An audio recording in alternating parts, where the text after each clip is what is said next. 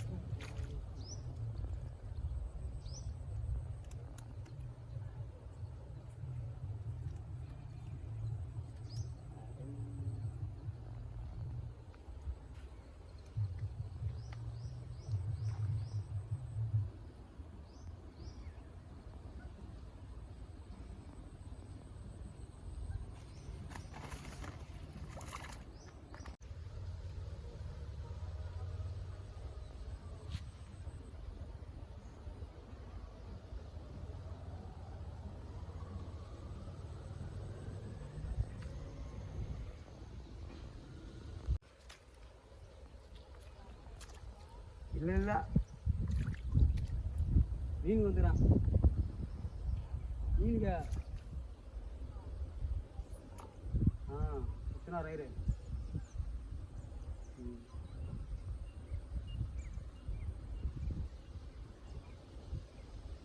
கரமலை உட்காந்துக்கிறாங்க. இங்கே பூச்சி தூணாதான் அங்கே போய் மீன் பிடிக்கிறாங்க.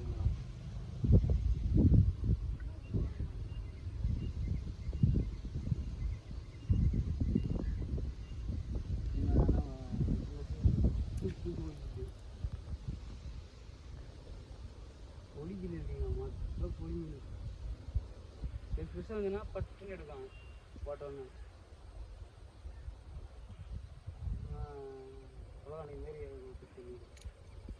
மாட்டி வைக்குது. அது நாட்டி எங்கே பிடுங்க கொஞ்சமாக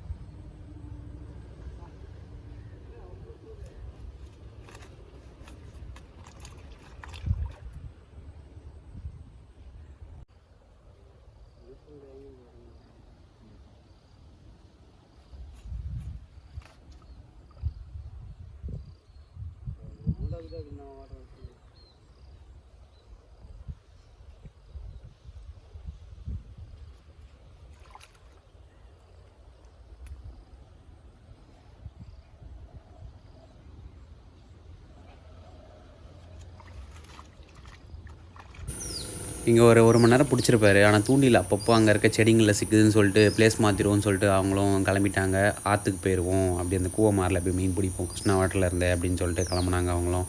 நம்ம பார்த்தே கிட்டத்தட்ட ஒரு 10 வாட்டியாச்சும் அந்த தூண்டில் அங்கே மாட்டியிருக்கோம். அவர் மீன் என்னவோ ஒரு 5-6 மீன் தான் பிடிச்சிருப்பாரு. ஆனால் தண்ணியில் இறங்குந்தே ஒரு 10 வாட்டிக்கு மேலே இறங்கிட்டு இருப்பார். அதனால் இங்கேருந்து ப்ளேஸ் சேஞ்ச் பண்ணுறோம் அப்படின்னு சொல்லிட்டு அவரும் போயிட்டு அந்த லாஸ்ட்டாக மாட்டின தூண்டிலை எடுத்து விட்டு மேலே கரைக்கு ஏறிட்டார். அவங்க மேலே ஏறி வந்ததுக்கப்புறம் அவங்க பிடிச்ச மீனெல்லாம் காமிச்சாங்க. ஜிலேபி தான் நிறையா இருந்தது, சொட்டவால், அப்புறம் பன்னீர் கண்டை ஒரு 2-3 மீன் இருந்துச்சு, அப்புறம் கெளுத்தி மீனும் இருந்தது. அடுத்து வந்த லொக்கேஷனும் இது தான். எப்போவுமே இந்த ரோடெலாம் வந்து காலியாக இருக்கும், இந்த இடம் அமைதியாக தான் இருக்கும். இப்போ வந்து அந்த புதுச்சத்திரம் போகிற ரோட்டில் இருந்த அந்த பிரிட்ஜு முழுகிருந்தனால எல்லா வண்டிங்களும் இந்த பக்கம் தான் போயிட்டுருக்கு. அதனால் கொஞ்சம் இறைச்சலாக தான் இருக்குது இந்த டைமில்.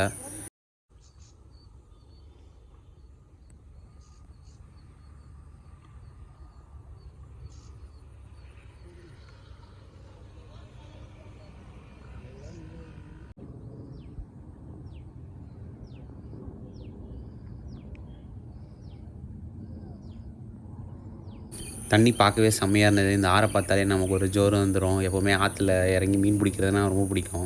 கொஞ்ச நேரம் அந்த தாத்தா பிடிச்சிட்டு இருந்தார். அதுக்கப்புறமா வந்து அந்த பாட்டி வாங்கி பிடிக்க ஆரம்பித்தாங்க. அவங்க தூண்டில் போட்டு ஒரு நிமிஷம் கூட இருக்காது, அதுக்குள்ளே வந்து அழகாக ஒரு மீன் பிடிச்சிட்டாங்க. ஜிலேபி மீன் தான் நினைக்கிறேன். அதான் பக்கத்தில் போய் பார்த்து தெரியும்.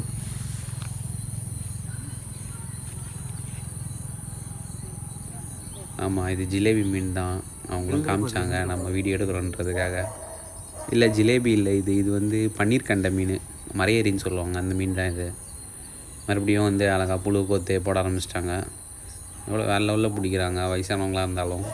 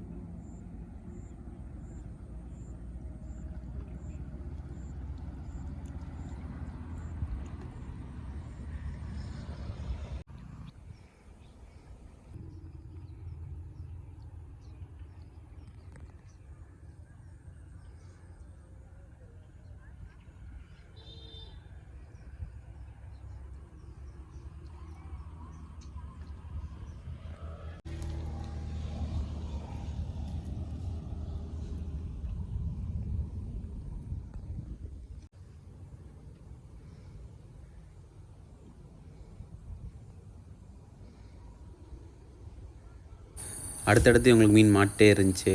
கொஞ்ச நேரத்துலேயே வந்து இன்னொரு மீனையும் பிடிச்சிட்டாங்க. இது வந்து நல்லா பட்டை ஜிலேபி தான், ரொம்ப பெரிய மீன் இல்லைனாலும் ஓகேவான மீன் தான். எப்படியோ ஒரு 1/4 கிலோவாக வச்சுருக்கோம், 200 கிராம்லேருந்து 1/4 கிலோ ஆல்ரெடி பிடிச்சி வச்சுருக்காங்க. இதெல்லாம் சேர்த்து எப்படியும் ஒரு 1 கிலோ மீனாச்சும் இது வரை பிடிச்சிருவாங்கன்னு நினைக்கிறேன் நான்.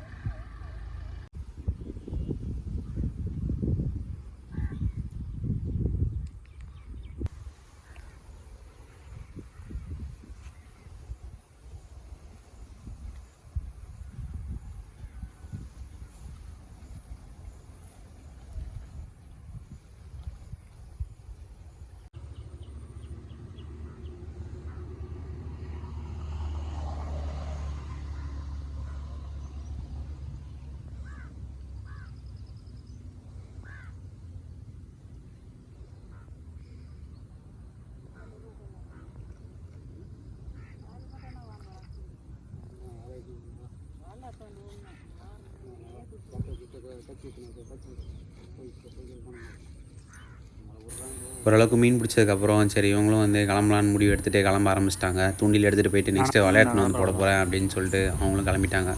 அப்படியே அவங்க கிளம்பணுன்னா நம்மளும் வந்து கிளம்பியாச்சு அந்த இடத்த விட்டு.